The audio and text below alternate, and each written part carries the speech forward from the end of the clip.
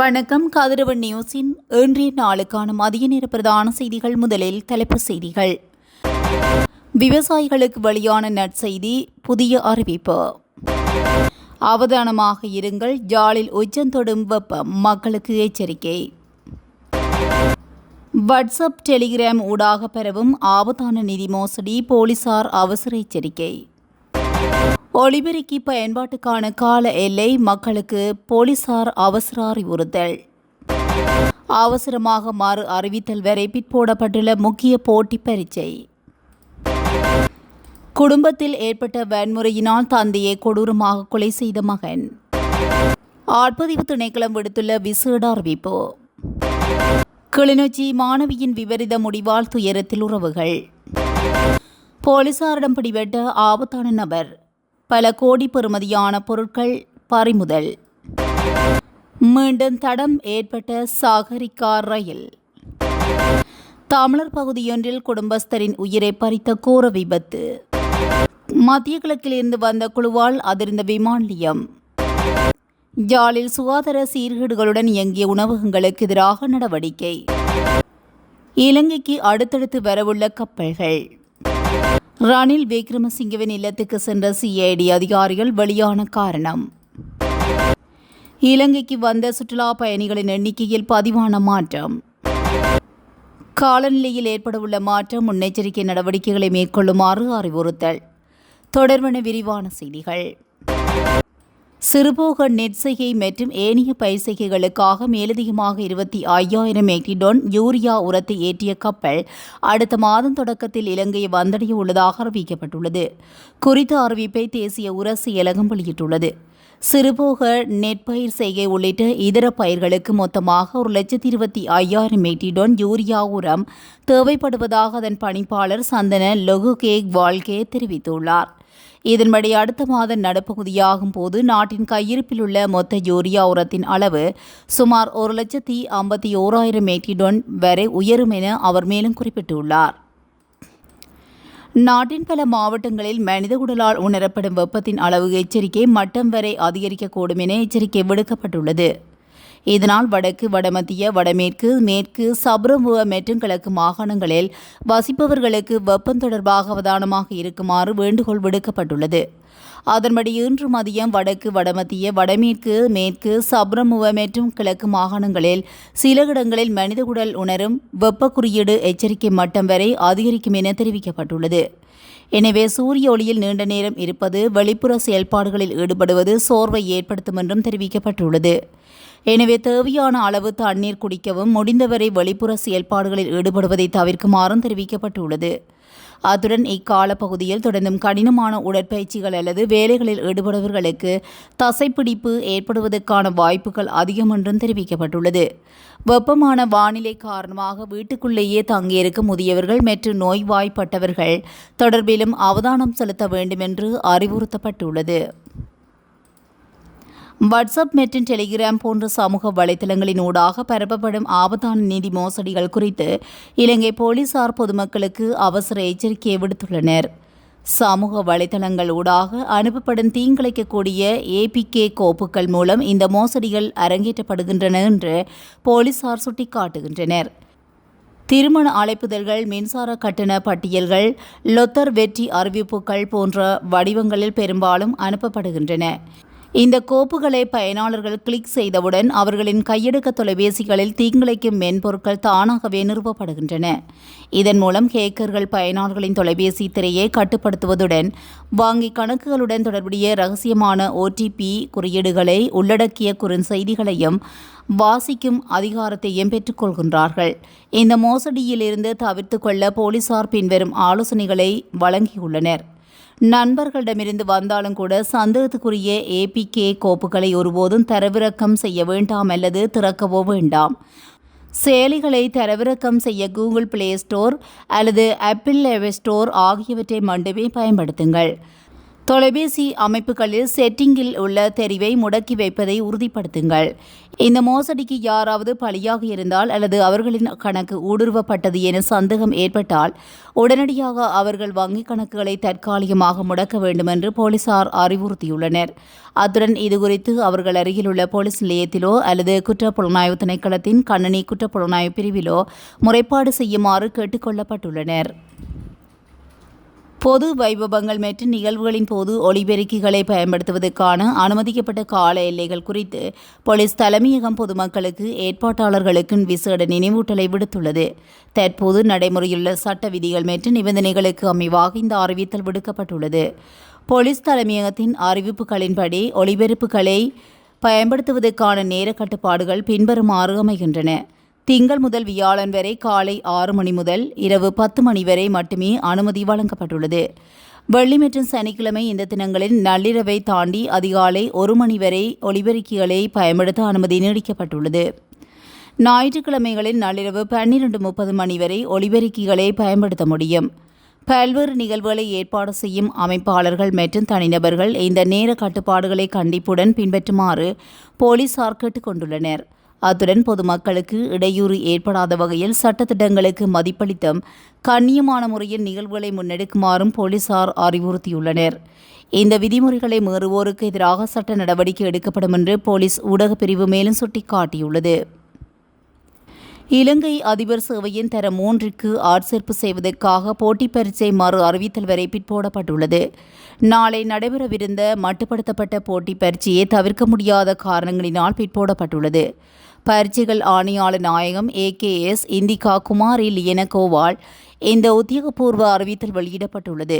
இதற்கு அமைய புதிய திகதி பின்னர் அறிவிக்கப்படும் என பரீட்சைகள் ஆணையாளர் நாயகம் தெரிவித்துள்ளார். மாத்தளை போலீஸ் பிரிவுக்குட்பட்ட அதிரகட்பிட்டிய பிரதேசத்தில் கூர்மையான ஆயுதத்தால் தாக்கி தந்தையை கொலை செய்த சம்பவம் தொடர்பாக அவரது மகன் கைது செய்யப்பட்டுள்ளார். இந்த கொலை சம்பவம் நேற்று காலை இடம்பெற்றுள்ளதாக போலீசார் குறிப்பிட்டுள்ளனர். கொலை செய்யப்பட்டவர் அதிரகிப்பிட்டிய பிரதேசத்தை சேர்ந்த 64 வயதுடைய நபர் என தெரிய வந்துள்ளது. உயிரிழந்தவரின் மகனுடன் ஏற்பட்ட வாய்த்தர்க்கம் முற்றியதன் காரணமாகவே மகன் இக்கொலையை செய்துள்ளதாக ஆரம்பகட்ட விசாரணைகளை தெரிய வந்துள்ளதாக போலீசார் குறிப்பிட்டுள்ளனர். இந்த சம்பவம் தொடர்பாக 33 வயதுடைய சந்தேக நபர் ஒருவர் கைது செய்யப்பட்டுள்ளார். கொலை சம்பவம் தொடர்பான மேலதிக விசாரணைகளை போலீசார் மேற்கொண்டு வருகின்றனர். இலங்கையில் ஆட்பதிவு திணைக்களத்தின் பெயரை பயன்படுத்தி இடம்பெறும் மோசடிகள் குறித்து எச்சரிக்கை விடுக்கப்பட்டுள்ளது.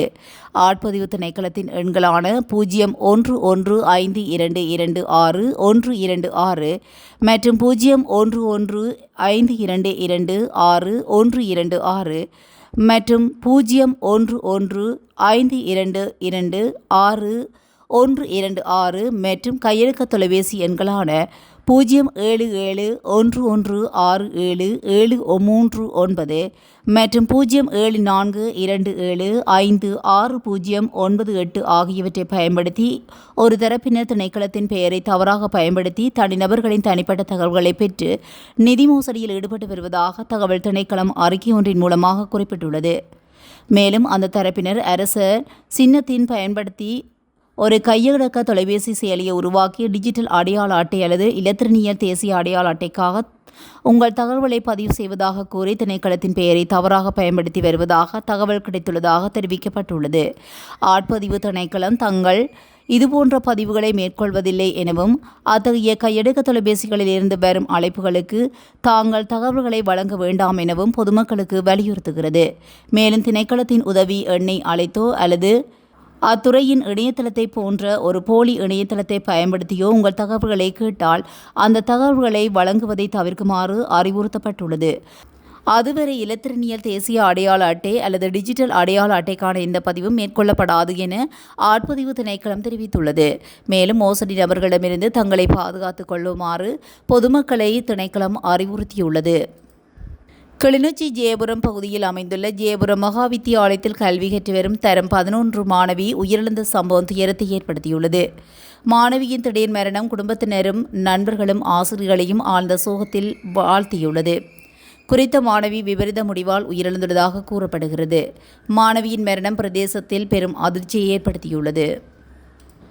கோமாகம பகுதியில் சுமார் 12 கோடி ரூபாய் பெறுமதியான 12 கிலோகிராம் கெரோயின் போதைப் பொருளுடன் சந்தேக நபர் ஒருவர் நேற்று மேல்மாகாண வடக்கு குற்றத்தடுப்பு பிரிவினரால் கைது செய்யப்பட்டுள்ளார். கைது செய்யப்பட்டவர் கோமாகம பகுதியைச் சேர்ந்த பிரசாத் நிசாந்த கொலம்பகை என்பவர் என அடையாளம் காணப்பட்டுள்ளார். இவர் வெளிநாட்டில் தலைமறைவாக இருக்கும் பாதாள உலக குழு உறுப்பினரும் போதைப்பொருள் கடத்தல்காரருமான கோமாகம ககன என்பவரின் போதைப்பொருள் வியாபாரத்தை இங்கிருந்து செயல்படுத்துபவர் என ஆரம்பகட்ட விசாரணைகளில் தெரிய வந்துள்ளது. ஏற்கனவே போலீஸ் காவலில் உள்ள சந்தேக நபரிடம் மேற்கொள்ளப்பட்ட விசாரணைகளின் அடிப்படையில் கிடைத்த தகவலுக்கு அமையவே இந்த விசேட கைது நடவடிக்கை முன்னெடுக்கப்பட்டுள்ளது. சாகரிகா ரயில் தற்போது வெற்றிகரமாக மீண்டும் தடம் ஏற்பட்டுள்ளதாக தெரிவிக்கப்பட்டுள்ளது. தற்போது அந்த ரயில் வாத்துவ ரயில் நிலையத்துக்கு கொண்டு செல்லப்பட்டுள்ளது. நேற்று காலை இடம்பெற்ற இந்த விபத்து காரணமாக ரயில் போக்குவரத்தில் கடும் பாதிப்புகள் ஏற்பட்டிருந்த நிலையில் விபத்தை தொடர்ந்து ஒரு வழித்தடம் போக்குவரத்துக்காக திறந்துவிட அதிகாரிகள் நேற்று இரவே நடவடிக்கை எடுத்திருந்தனர். இன்று காலை நிலவரப்படி தடம் புரண்டதனால் ஏற்பட்ட சேதங்கள் பெரும்பாலும் சீர் செய்யப்பட்டுள்ளது. அத்துடன் ஏனைய திருத்தப் பணிகளும் மிக விரைவில் நிறைவு செய்யப்பட உள்ளதாக தெரிவிக்கப்பட்டுள்ளது. இதேவேளை கரையோர ரயில் பாதையின் போக்குவரத்து தற்போது பெருமளவிற்கு வழமை நிலைமைக்கு திரும்பியுள்ளதாகவும் குறிப்பிடப்பட்டுள்ளது. காத்தான்குடி போலீஸ் பிரிவுக்குட்பட்ட ஆரியம்பகுதி பகுதியில் லொரியொன்று சைக்கிளுடன் மோதி விபத்துக்குள்ளானதில் நபர் ஒருவர் உயிரிழந்துள்ளார்.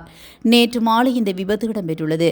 காத்தான்குடி நோக்கி பயணித்த லொரியொன்றும் அதன் முன்னால் சென்ற சைக்கிளுடன் மோதி விபத்துக்குள்ளானது. இந்த விபத்தில் காயமடைந்த சைக்கிள் ஓட்டுநர் மட்டக்களப்பு போதனா வைத்தியசாலையில் அனுமதிக்கப்பட்ட போது உயிரிழந்துள்ளார். உயிரிழந்தவர் ஆரியம்பகுதி இரண்டாம் பகுதியைச் சேர்ந்த 40 வயதுடையவர் என அடையாளம் காணப்பட்டுள்ளார். விபத்துடன் தொடர்புடைய லொரியின் சாரதி போலீசாரால் கைது செய்யப்பட்டுள்ளதுடன் சம்பவம் தொடர்பான மேலதிக விசாரணைகளை காத்தான்குடி போலீசார் முன்னெடுத்து வருகின்றனர். கட்டுநாயக்க விமான நிலையத்தினூடாக சட்டவிரோதமான முறையில் நாட்டுக்குள் கொண்டுவரப்பட்ட சுமார் 3,86,70,000 ரூபாய் பெறுமதியான வெளிநாட்டு சிகரெட்டுகள் மற்றும் இலத்திரனிய சிகரெட்டுகளுடன் ஒருவர் இன்று கைது செய்யப்பட்டுள்ளார். துபாயிலிருந்து வந்த பயணிகள் குழு ஒன்று பெருந்தொகையான சிகரெட்டுகளை கடந்து முயன்றுள்ளனர்.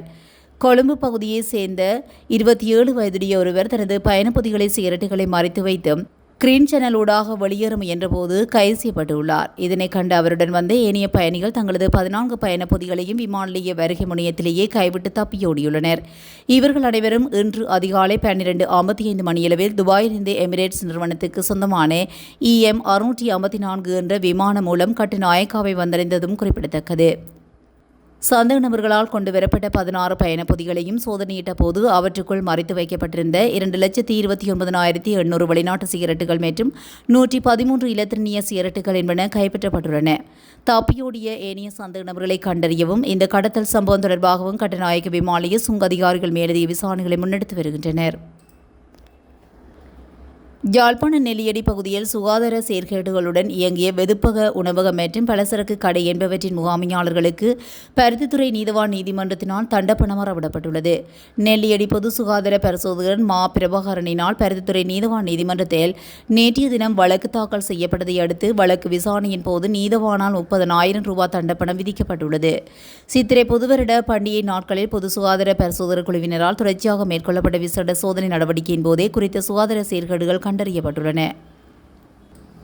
நாட்டுக்கு தேவையான எரிபொருளை எவ்வித தடையுமின்றி விநியோகிப்பதை உறுதிப்படுத்தும் வகையில் மற்றொரு டீசல் கப்பல் எதிர்வரும் 27ஆம் தேதி நாட்டை வந்தடைய உள்ளதாக இலங்கை பெட்ரோலிய கூட்டுத்தாபனம் அறிவித்துள்ளது.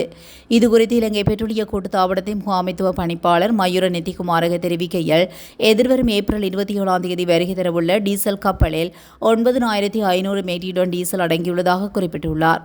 டீசல் கப்பலை தொடர்ந்து இந்த மாத இறுதிக்குள் மற்றொரு பெட்ரோல் கப்பலும் நாட்டை வந்தடைய உள்ளதாகவும் இந்த கப்பல் மூலம் மொத்தமாக 35,000 மெட்ரிக் டன் பெட்ரோல் இறக்குமதி செய்யப்பட உள்ளது. சந்தையில் எரிபொருள் தட்டுப்பாடு ஏற்படாத வகையில் திட்டமிட்ட அடிப்படையில் இந்த எரிபொருள் தொகைகள் இறக்குமதி செய்யப்படுகின்றதும் குறிப்பிடத்தக்கது.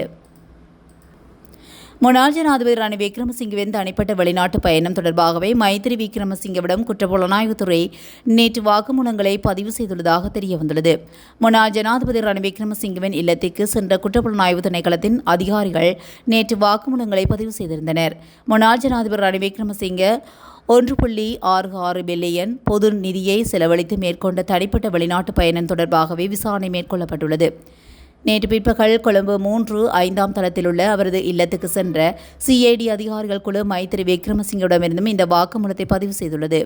அவரது உடல்நிலை குறித்தும் அவரது வழக்கறிஞர்கள் விடுத்த கோரிக்கையின் பேரில் இல்லத்தில் வைத்து இந்த வாக்குமூலம் பெறப்பட்டுள்ளதாக தெரிவிக்கப்பட்டுள்ளது. இந்த வழக்கு புதன்கிழமை 29ஆம் தேதி பிற்பகல் 2 மணிக்கு கோட்டை நீதவான் நீதிமன்றத்தில் மீண்டும் விசாரணைக்கு வர உள்ளமை குறிப்பிடத்தக்கது. 2026ஆம் ஆண்டின் இதுவரையான காலப்பகுதியில் 8,40,000க்கும் அதிகமான சுற்றுலா பயணிகள் நாட்டுக்கு வந்துள்ளதாக இலங்கை சுற்றுலா அபிவிருத்தி அதிகார சபை தெரிவித்துள்ளது. இவ்வாண்டு ஜனவரி 1ஆம் தேதி முதல் ஏப்ரல் 22ஆம் தேதி வரையான காலப்பகுதியில் நாட்டுக்கு வருகின்ற சுற்றுலா பயணிகளின் எண்ணிக்கை 8,40,411 காணப்படுகின்றது. அதிலும் அதிகளவிலான சுற்றுலா பயணிகள் இந்தியாவிலிருந்தே வந்துள்ளதாக தகவல்கள் தெரிவிக்கின்றன. அவர்களின் எண்ணிக்கை 1,76,465 பதிவாகியுள்ளது. இதனைத் தொடர்ந்து பிரித்தானியா, ரஷ்யா, ஜெர்மனி மற்றும் சீனா ஆகிய நாடுகளிலிருந்தும் அதிகளவான சுற்றுலா பயணிகள் வருகின்றமையும் குறிப்பிடத்தக்கது. நாட்டின் பல பகுதிகளில் மழையிலிருந்து இடியுடன் கூடிய மழை பெய்யக்கூடும் என வளிமண்டலவியல் திணைக்களம் தெரிவித்துள்ளது. இன்று பிற்பகல் 2 மணிக்கு பின்னர் மேற்கு மற்றும் சப்ரமுவ மாகாணங்கள் உள்ளிட்ட காலி, மாத்தறை, கண்டே, நுவரெலியா மற்றும் புத்தளம் ஆகிய மாவட்டங்களில் ஆங்காங்கே மழை பெய்யக்கூடும் என தெரிவிக்கப்பட்டுள்ளது. நாட்டின் ஏனைய பகுதிகளில் பிரதானமாக மழையற்ற சீரான வானிலை நிலவும் என தெரிவிக்கப்பட்டுள்ளது. இத்துடன் மதிய நேர பிரதான செய்திகள் நிறைவடைகிறது. தொடர்ந்தும் செய்திகளோடு இணைந்திருக்க கதிரவன் நியூஸுடன் இணைந்திருங்கள். நன்றி, வணக்கம்.